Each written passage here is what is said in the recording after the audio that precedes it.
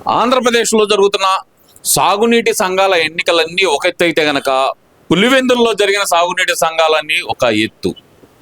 ఎలా చూడాలంటారు? రాజశేఖర్ రెడ్డి హయాం దగ్గర నుంచి, అంటే వాళ్ళ తండ్రి గారి దగ్గర నుంచి గమనించినా సరే, మనం ఏ రోజైనా సరే ఏకపక్షంగా సాగిన, అంటే వాళ్ళ వైపే ఉండేటట్టు సాగిన రాజారెడ్డి గారు కానీ రాజశేఖర్ రెడ్డి గారు కానీ వాళ్ళ వ్యూహ ప్రతివ్యూహాలతోటి వాళ్ళు ఎక్కువ కైవసం చేసుకునే విధంగా జరిగేది. మరి ఈ రోజు ఏమైందంటారు? పులివెందుల్లో వైసీపీ పార్టీని ఇంకో పక్క నుంచి ఆయన నేను పైకి లేపుతాను, జనాల్లోకి వస్తానంటూ జగన్మోహన్ రెడ్డి చేస్తున్న వ్యాఖ్యలు సొంత నియోజకవర్గంలో పులివెందుల్లోనే చతికిలబడిన వైన సాగునీటి సంఘాల్లో అసలు ఎలా చూడాలంటారు? ఈ పరిస్థితికి కారణం ఎవరనుకోవచ్చు అంటారు? ముఖ్యంగా ప్రజా తిరుగుబాటు అని చెప్పేసి ఒక్క మాటలో భావించాలి. ఇవాళ ఏదైతే సాగునీటి సంఘాల ఎన్నికల్లో మరి తెలుగుదేశం పార్టీ విజయ్ బావుట మరి ఎంతో సంతోషకరమైనటువంటి విషయం. ఎప్పటి నుంచో రాజారెడ్డి రాజశేఖర్ రెడ్డి వాళ్ళ హయాం నుంచి ఏదైతే జగన్మోహన్ రెడ్డి మొన్నటిదాకా మరి ఉన్నటువంటి పట్టు, ఇవాళ ఏదైతే బీటెక్ రవి వాళ్ళకు ధీటైన నాయకుడు ఒకడు ఉన్నాడు అనే ఒక భరోసా కల్పించడంతో అక్కడ స్థానిక ప్రజలు కూడా మరి బీటెక్ రవితో జతకలవటం, మరోపక్క వీళ్ళ యొక్క నియంత పోకడలకు విసిగి వేసాగి ఇవాళ మరి అభివృద్ధి మాకు కావాలని ఒక సదుద్దేశంతో ఇవాళ ప్రజల్లో వచ్చినటువంటి మార్పుగా దాన్ని మనం చూడాలి. ఇంకో పక్క ఇవాళ ఏదైతే శవాల మీద వెలిసినటువంటి వైసీపీ పార్టీ ఉందో, ఇవాళ జగన్మోహన్ రెడ్డి చెప్తున్నటువంటి మాటలు జనాల్లోకి వస్తా, నా విశ్వరూపం చూపిస్తా, జనవరి తర్వాత ఏం చూపిస్తావయ్యా? నీ ఉన్న రూపాలన్నీ గత 5 సంవత్సరాలు నీకు అధికారం చేత పెట్టిన తర్వాత ప్రజలకు చూపించావు. ఇవాళ నీ యొక్క విశ్వరూపాన్ని చూసింది ప్రజలు. కాబట్టి నిన్ను ఎక్కడ ఉంచాలా, ఎలా ఉంచాలా అని ఒక అవగాహన ప్రజలకు కలిగిన తర్వాతే నీకు ఆ రకమైనటువంటి తీర్పుని ప్రజలు కట్టబట్టారు. దాన్ని ఇవాళ నువ్వు దాన్ని పోస్ట్ మార్టం చేసుకొని నువ్వు చేసినటువంటి తప్పుని తెలుసుకొని దాంట్లో భాగంగా నీ యొక్క ప్రవర్తన శీలి కావచ్చు, కార్యకర్తలని మచ్చిక చేసుకునే విషయంలో కావచ్చు, ఒక చక్కటి ప్రణాళికతో చేసుకోవాల్సినటువంటి పనులను మళ్ళా అదే పాత ధోరణితో, అదే పిచ్చి ఆలోచనలతో, అదే సైకో విధానాలతో మళ్ళా ఈ రకమైనటువంటి పనులకు ఇలాంటి మాటలు మీడియా ముందుకు వచ్చి చెప్పుకోవటాలు ఎక్కడుందయ్యా? జగన్మోహన్ రెడ్డి ఇవాళ నీకు గెలిపించినటువంటి సొంత నియోజకవర్గం పులివెందుల్లోనే మరి అక్కడ మీ చరిత్ర తుడిచిపోయింది అని చెప్పే విధంగా మరి సాగునీటి ఎన్నికల్లో చూస్తే మనం స్పష్టంగా అర్థమవుతా ఉంది. మరోపక్క రాష్ట్రంలో 175కి 175 వైనాట్ అన్న మనిషికి కేవలం 175లో 7 తీసేసి కేవలం ఏదైతే 175లో 11 సీట్లకే పరిమితం చేసినటువంటి చర్య తర్వాత కూడా నువ్వు ఒక సైకోలాగా మాట్లాడుతూ ఉంటే ఇవాళ ఆంధ్ర రాష్ట్రంలోనే ఒక పెద్ద జోకర్ లాగా ప్రజలకు కనిపిస్తూ ఉన్నారు. అదే విధంగా ప్రజలు కూడా భావిస్తూ ఉన్నారు. ఇటువంటి పోకడ మాటలను మానుకొని ఏదైతే ప్రజా తీర్పుని గౌరవించి రేపు రానున్న అసెంబ్లీ సమావేశాల్లో పాల్గొని కనీసం మీ యొక్క పులివెందుల ప్రజల సమస్యలనైనా అసెంబ్లీలో చెబితే కాస్తైనా మరి మర్యాద లభిస్తుందని చెప్పేసి పులివెందుల ప్రజలే కాదు, ఆంధ్ర రాష్ట్ర ప్రజలు కూడా భావిస్తున్నటువంటి పరిస్థితి స్పష్టంగా ప్రతి ఒక్కళ్ళకు కూడా అర్థమవుతా ఉంది. అంటే ఇక్కడ చూస్తే కనుక ఆ పులివెందుల చుట్టుపక్కల, అంటే కడప జిల్లాలో ఉన్న మాజీ ఎమ్మెల్యేలు కానీ ప్రస్తుత కడప ఎంపీ కానీ పులివెందుల్లోనే మకాం వేసి అక్కడే గడిచిన 3 రోజులుగా వాళ్ళ విశ్వ ప్రయత్నాలు చేసిన మేము పోటీ చెయ్యమంటూ అభ్యర్థులు కూడా వెనుతిరిగి మొహం చాటేసిన వైనం.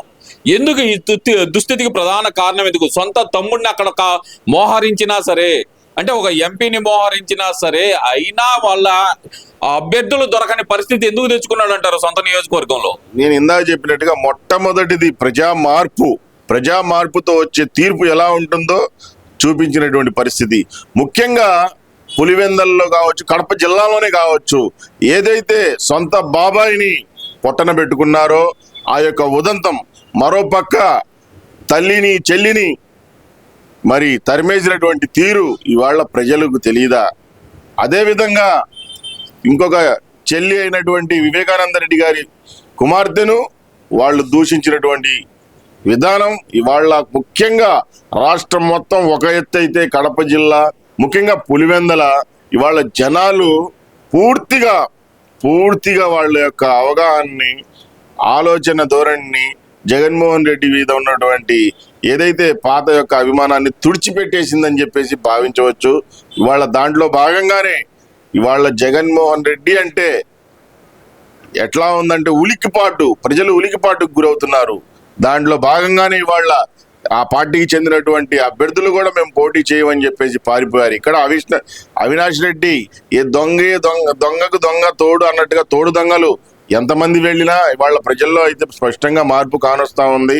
ముఖ్యంగా వీళ్ళ యొక్క ఫ్యాక్షన్ ధోరణి కావచ్చు, వీళ్ళ యొక్క మరి సైకో ధోరణి కావచ్చు, ఇవాళ ప్రజలు పూర్తిగా వ్యతిరేకిస్తున్నారు, వ్యతిరేకతలోకి వెళ్ళిపోయారు ప్రజలు అని చెప్పేసి స్పష్టంగా అర్థమవుతా ఉంది. దాంట్లో భాగంగానే అవినాష్ రెడ్డి కాదు, ఇంకొక రెడ్డి కాదు, వాళ్ళ రవీంద్రారెడ్డి, ఏ రెడ్లు వెళ్ళినా ఇవాళ అక్కడున్న నైపుణ్యం కలిగినటువంటి రెడ్లు, అసలైన రెడ్లు వీళ్ళందరినీ వ్యతిరేకిస్తున్నారు అనేది మన కళ్ళకు కట్టినట్టుగా కానొస్తా ఉంది. ఇదంతా ఒక ఎత్తు. ఓ పక్కన ఈ స్థానిక సంస్థల ఎన్నికలు అయినటువంటి సాగునీటి సంఘాలు కానీ, లేదంటే గనక ఎమ్మెల్సీ ఎలక్షన్లు కానీ, వీటిలోనే మేము పోటీలో మేము ఉండలేదు అని చెప్పి వెనక్కి తగ్గుతున్న తరుణంలో నిన్న విజయసాయి రెడ్డి 2027లోనే జమిలీ ఎన్నికలు కాసుకోండి, ఈ ప్రభుత్వాన్ని కూలుస్తాం, మేము అధికారంలోకి వస్తామంటూ ఛాలెంజ్ చేస్తున్న వైనం ఎలా చూడాలంటారు అసలు దీన్ని? ఛాలెంజ్ చేసే మగాడు ఎవడైనా సరే, అది పండు కోతి కావచ్చు, వీసా రెడ్డి కావచ్చు, అంటే రెండు ఒకటేలేండి. ఇవాళ ఒకటే చెప్పదలుచుకున్నా, మీరు తొడలు కొట్టే పార్టీగా మీరు చెప్పుకుంటారే, ఇవాళ మీ దమ్మేదో ఎమ్మెల్సీ ఎలక్షన్లో చూపించవచ్చు. మీరు ఎందుకు బాయ్కాట్ చేశారు అంటే కేవలం మీ యొక్క జగన్మోహన్ రెడ్డి ముఖ్యమంత్రి అయ్యే ఎన్నికల్లోనే పాల్గొంటారా?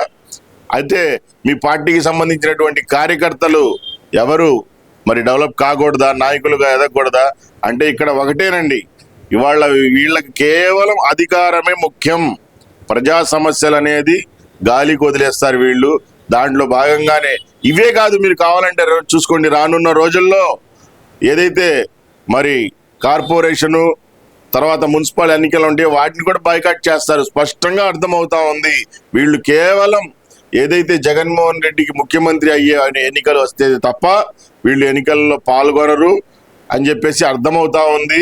ముఖ్యంగా సవాళ్లు చేసే పండుకోతి ఏదైతే విజయసాయి రెడ్డి గారు ఉన్నారో మరి ఆయన సవాలు చేయడానికి అనర్హుడు అని చెప్పవచ్చు. జమిలీ ఎన్నికలు అనేది ఎప్పుడు వస్తాయనేది ఇవాళ దేశ ప్రజలందరికీ కూడా తెలుసు. ఎందుకంటే వాటిలో భాగంగా మరి కొన్ని రాష్ట్రాల్లో 2 సంవత్సరాలు పొడిగించవచ్చు, 1 సంవత్సరం వెనక తగ్గివచ్చు. అది ఎప్పుడు వచ్చినా సరే తెలుగుదేశం పార్టీ పూర్తి మద్దతు జమిలీ ఎన్నికలకి ప్రకటించింది. అవి ఎప్పుడు వస్తాయనేది స్పష్టంగా అందరికీ తెలుసు, మీకు తెలుసు. ఎందుకంటే రోజు రోజుకు జంపు జినానీలు మీ పార్టీలో ఎక్కువవుతున్నారు కాబట్టి ఇలాంటి మాటలతో మీరు వాళ్ళకి బ్రేక్ వేద్దామని చూస్తున్నారు. మీరు 1 సంవత్సరంలోనే ఎన్నికలు వస్తాయన్నా సరే ఇవాళ మీ కార్యకర్తల్లో ఉత్సాహం చచ్చిపోయింది. అందుకు మీరు దాన్ని పోస్ట్ మార్టం చేసుకొని ఎక్కడికక్కడ ప్రణాళికలు రూపొందించుకుంటే మంచిదేమో బహుశా. కానీ ఇలాంటి మాటల వల్ల ఇంకా మీ యొక్క పార్టీ ఆల్రెడీ సమాధి అయిపోయింది. ఇంకా మీరు అందపాతాళంలోకి ఇంకా తొక్కేసుకుంటున్నారని చెప్పేసి ఖచ్చితంగా చెప్పవచ్చు. మొన్నటి వరకు తన సహచరుడైన మాజీ మంత్రి అవంతి శ్రీనివాస్ గురించి గంట అరగంట అంటూ ప్రస్తుతం ఉన్న మాజీలు మాట్లాడటం అసలు ఎలా చూడొచ్చంటారు వైసీపీలో? ఇవాళ మనం స్పష్టంగా చూస్తూ ఉంటే వైసీపీ పార్టీ యొక్క తీరు, గతంలో వాళ్ళ నాయకులుగా ఉన్నటువంటి వాళ్ళు మాట్లాడిన మాటలు మనం అంతా ఆంధ్ర రాష్ట్రం అంతా అందుకున్న మాటలు గంట అరగంట. అలాగే ఇప్పుడు వైసీపీ పార్టీలో గంటకొకడు అరగంటకొకడు జంప్ అయిపోతున్నటువంటి పరిస్థితి పార్టీని వీడి. ముఖ్యంగా మరి అవంతి శ్రీనివాస్ అప్పుడు ఏదైతే ఒక అరగంట అని చెప్పేసి అనుకున్నామో అది పాపులర్ అయిందో సోషల్ మీడియాలో ఆయనకు ఉదంతం. ఇవాళ ఆయన పార్టీని వీడుతున్నాడనే పరిస్థితి రాగానే వాళ్లే మళ్ళా ట్రోల్ చేసుకోవటం. ఇవాళ వైసీపీ పార్టీ అనేది ఒక పెద్ద జ్యూక్ బాక్స్ లాగా, అంటే జోక్స్ ఉండే ఒక బాక్స్ లాగా తయారైపోయిందని చెప్పేసి స్పష్టంగా అర్థమవుతా ఉంది. దాంట్లో భాగంగానే ఆ యొక్క పార్టీ అధినేత జగన్మోహన్ రెడ్డి గారు కావచ్చు, మరో పక్క చిన్న చితక మంత్రులు కావచ్చు, ప్రతి ఒక్కళ్ళు కూడా ఒక జోకర్లను తలపించే విధంగా వాళ్ళ యొక్క మాట తీరులు కావచ్చు, వాళ్ళ యొక్క ప్రవర్తన తీరులు కావచ్చు మనకు స్పష్టంగా కానొస్తున్నాయి. ఖచ్చితంగా వీళ్ళు ఎన్ని ప్రగల్భాలు పలికినా, తొడలు కొట్టినా, మీసాలు తిప్పినా ఇవాళ ఆ పార్టీకి, ఆ పార్టీ యొక్క కార్యకర్తలు కానీ, నాయకులు కానీ ఆ పార్టీలో ఉండేటువంటి తీరు ఎక్కడా కానరావట్లేదు. ఎవరు కూడా వాళ్ళకి అండగా నిలబడేటువంటి పరిస్థితి కనబడట్లేదు. ఎందుకంటే ఇవాళ రాష్ట్రం ఏదైతే కూటమి ప్రభుత్వం అధికారంలోకి వచ్చిన తర్వాత ఒక పక్క రాష్ట్రంలో రోడ్లన్నీ బాగుపడుతున్నాయి, మరో పక్క 1వ తారీఖు ఉద్యోగస్తులు జీతాలు తీసుకుంటున్నారు, మరో పక్క పెన్షన్దారులకి ఒక 5 నిమిషాల్లోనే వాళ్ళు 1000 రూపాయలు పెంచడానికి 5 సంవత్సరాలు పడితే 5 నిమిషాల్లోనే 1000 రూపాయలు పెంచేసి అంతకు ముందు 3 నెలలకు కూడా కలిపి పెన్షన్లు అందజేసినటువంటి పరిస్థితి.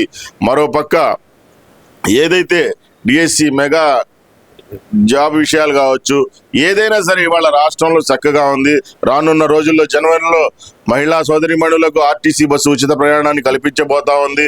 అలాగే తల్లికి వందనం కూడా దాదాపు వచ్చే స్కూల్స్ టయానికి ఖచ్చితంగా మరి అందుబాటులోకి తేబోతా ఉంది. ఇక దాంట్లో భాగంగా ఇవాళ అందరూ కూడా ఇది పార్టీలకు అతీతంగా, కులమతాలకు అతీతంగా కూటమి ప్రభుత్వంపై ధన్యవాదాలు తెలియజేస్తున్నటువంటి తీరు, హర్షం వ్యక్తం చేస్తున్నటువంటి ఉదంతం మనకు స్పష్టంగా రాష్ట్ర వ్యాప్తంగా ఎంతో కోలాహలంగా కనబడుతున్నటువంటి మన విషయాన్ని మనం కూడా గమనిస్తా ఉన్నాం. దాంట్లో భాగంగానే ఇవాళ జగన్మోహన్ రెడ్డి ఎన్ని దసరా వేషాలు వేసినా ఇవాళ ప్రజలు ఆయన్ని స్వాగతించే పరిస్థితి ఏ ఒక్క చోట కూడా, ఏ ఒక్క కోశాన మూలాన కూడా కానరానటువంటి దౌర్భాగ్య స్థితిలో ఆయన యొక్క పార్టీ, ఆయన యొక్క ఏదైతే పలుకుబడి ఉందో పడిపోయింది. దాంట్లో భాగంగానే పులివెందల్లా మరి ఏదైతే నీట్లకి సంబంధించినటువంటి ఎలక్షన్స్ లో కూడా అక్కడ ఒక సింహస్వప్నం లాగా తెలుగుదేశం పార్టీ నాయకుడు బీటెక్ రవి గారు వెలుగులోకి రావటం కూడా ఇవాళ ప్రజల్లో వచ్చినటువంటి మార్పుల్లో భాగంగానే మనం భావించాలి.